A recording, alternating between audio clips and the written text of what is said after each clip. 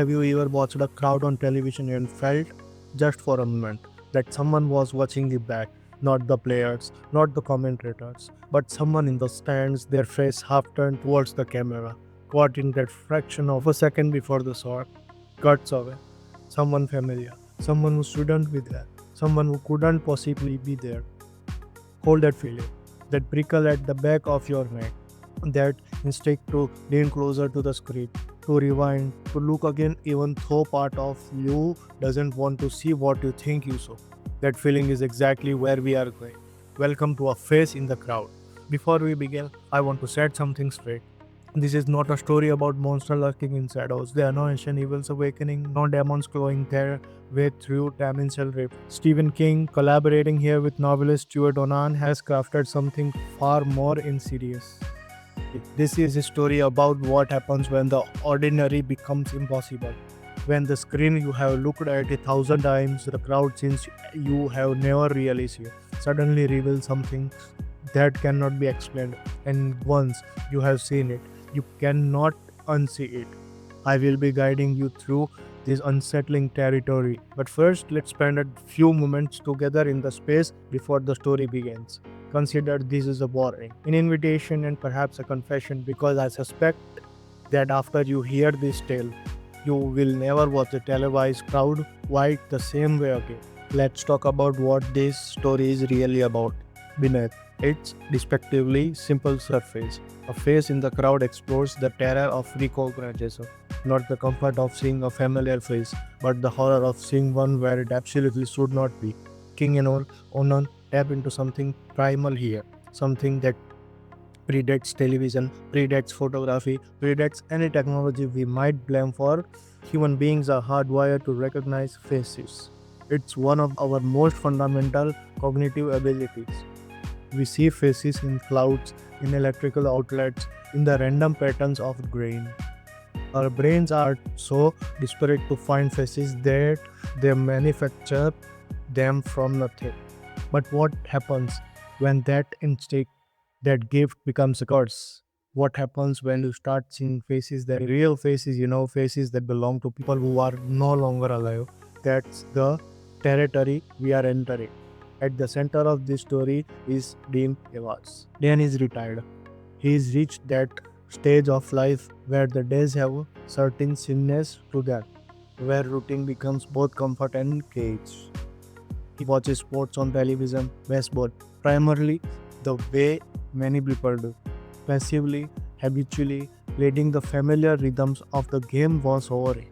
He is not looking for anything. He is not expecting anything. And it's that precisely what makes what happens to him so disturbing. Because Dean starts to notice the crowds, not the game, the crowds. Those anonymous masses of faces, filling the stands behind home plate, visible for just a moment at a time, blurred by distance and camera movement and the simple fact that no one is supposed to be looking at them.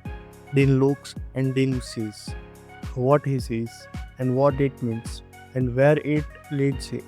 These are questions the story will answer in its own time. But I want you to understand something about Dean before we begin. He is not a man prone to fantasy. He is not unstable or unreliable. He is ordinary in the most profound sense of the word. And that ordinariness is essential to the horror. Because if this can happen to Dean Evers, it can happen to anyone. It can happen to you. I mentioned that the story deals with recognition, but it goes deeper than that. It's about the relationship between the watcher and the watched, and how that relationship can become terrifyingly unclear. Dean Evers has lived a life. He has accumulated years of experiences, relationships, losses. The faces he sees in those crowds are not strangers, they are people from his own history, people who have meaning, people whose presence carries weight. This is not a random hunting, this is personal. And that's what elevates the story beyond simple supernatural horror. It becomes a meditation on morality, on the accumulation of the dead at every long life untills, on the way we carry our losses with us whether we acknowledge them or not. The crowds on television become something like a vision representation of memory itself. vast, anonymous, yet containing with them a specific faces that have shaped a Bovia. And when those faces start looking back, it forces a confirmation with everything we have tried to leave behind. We've learned not to see those faces, their visual noise, environmental textures, unimportant. Our eyes slides over them without registering their individuality. They might as well be pixels, which of course they are. But what if that's mistake?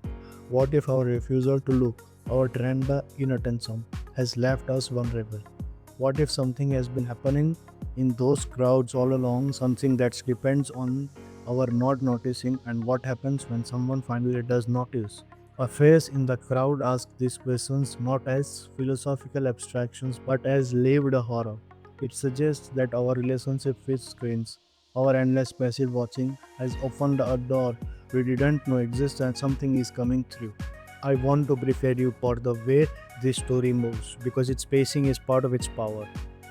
This is not a story that rushes towards revelation, it takes its time.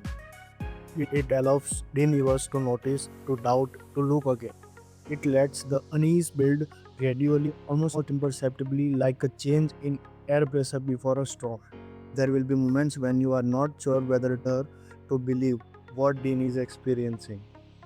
The story wants you in that uncurtained space. It wants you to oscillate between explanation and impossibility, between the comfort of skepticism and the terror of belief. And then slowly explanation falls away. Skepticism becomes untenable, and you are left with the belief, with their implications, with the question of what it means. The ending of this story does not offer easy resolution. It offers something more valuable and more disturbing, a new way of seeing that you cannot unlearn. When you finish, when the final words fade, you will return to your life, to your screens, to the crowds you encounter in your daily viewing, and you will remember, and you will look. Before we begin, I want to leave you with an image. Imagine you are watching a baseball game. It's late in the broadcast. The score matters to someone, but not particularly to you. You are half watching, your attention drifting, your eyes moving lazily across the screen. The camera pans across the crowd behind home plate. Hundreds of faces are non unremarkable, except one.